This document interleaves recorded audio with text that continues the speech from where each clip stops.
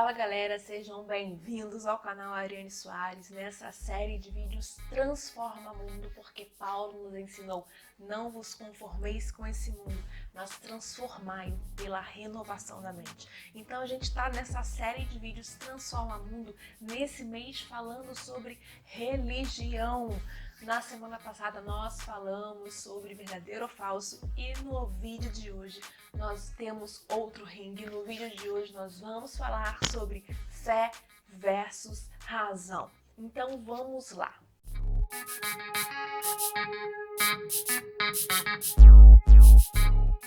Uma das minhas frases favoritas de um dos meus autores favoritos, C.S. Lewis, ele diz que não é a razão que me faz perder a fé. Muito pelo contrário, a minha fé é baseada na razão.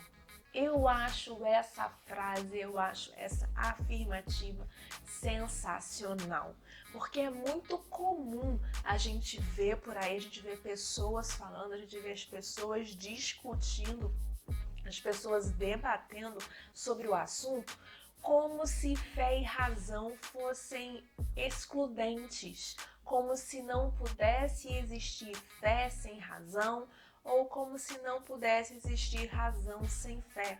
Fé e razão não entram em choque, fé e razão não entram em conflito, da mesma forma que fé e ciência também não entram em conflito. Mas isso é um assunto para outro vídeo. Fé e razão não são conflitantes. Você não tem que escolher entre ter fé e entre ter razão. Não, porque fé e razão se completam. A nossa fé é baseada na razão, no raciocínio lógico, na escolha que fazemos de acreditar em Deus, de acreditar em Jesus Cristo como nosso único e suficiente Salvador. O escritor dos Hebreus nos diz que fé é o firme fundamento das coisas que se esperam e a prova das coisas que não se veem. Ou seja, não é porque eu não estou vendo que ela não existe. Eu, por exemplo, não estou enxergando o ar que eu respiro, mas eu estou respirando, senão eu já teria caído dura aqui nesse chão. Então, não é porque eu não estou vendo que ela não existe. E fé é exatamente isso. Você não vê, mas você sente. E você sentir é o suficiente, é a prova suficiente, é a prova concreta de que ela é real e de que ela é racional. Ela é absolutamente racional. Como vimos no vídeo passado, Jesus é o caminho, ele é a verdade e ele é a vida. Ninguém vai ao Pai se não for através de Jesus. Isso é uma escolha absolutamente racional. Nós entendemos a questão da religião, do religar e do se conectar com Deus novamente e avaliamos sobre a questão de isso ser verdadeiro e isso ser falso. O ser verdadeiro ou ser falso é uma coisa que você precisa decidir dentro de você se você acredita ou não. E quando a gente fala de religião e a gente fala de fé e razão, é a mesma coisa. Mas não é uma questão de você escolher entre fé e entre razão. Não, se você escolhe a fé, você está fazendo uma escolha lógica, uma escolha pela razão. E se você escolhe a razão, presta atenção, dá um zoom aqui, dá um zoom. Se você escolhe a razão real, a razão concreta, a razão raciocinal, verdadeira, assim, nem sei se essa palavra existe, ela vai te levar para a fé. A razão te leva para a fé. Sabe por quê? Porque a salvação é real e é concreta. Então, quando você entende racionalmente a razão em toda a sua essência, a razão te leva para a fé. E quando você entende a fé em toda a sua essência, em todo o seu significado, a fé te leva para a razão. Então, esquece esse embate, esquece esse duelo entre fé e razão. Fé e razão se completam, fé e razão vivem na mais perfeita paz de Deus. E eu quero dividir com vocês aqui duas frases, dois pensamentos desse meu autor favorito. Eu já cansei de falar para vocês aqui nesse canal que um dos meus autores favoritos é o C.S. Lewis, que eu amo a obra dele, eu amo ler os livros dele, eu tenho mais de 10 livros dele e um dos meus objetivos na vida é ter a coleção completa. Uma das frases dele que eu também acho muito legal é quando ele fala assim: fé é como poder continuar crendo no que, em algum momento, honestamente, pensamos ser verdade. Ou seja, até aqui, fé é acreditar em algo que a gente pensa ser verdade. Aí ele continua: até que razões convincentes para honestamente mudar nossa mente são trazidas diante de nós. O que ele quer dizer com essa afirmação? Ele quer dizer que é fácil você ter fé na teoria. É fácil você dizer que tem fé teoricamente. Ah, eu tenho fé. Ah, eu sou uma pessoa de fé. Ah, eu sou uma mulher de fé. Ah, eu sou um homem de fé. Fé na teoria é fácil. Mas quando é que acontece a fé na prática? A fé na prática acontece quando você acredita em alguma coisa com todas as suas forças. No entanto, todas as circunstâncias à sua volta dizem que aquilo que você está acreditando não é real.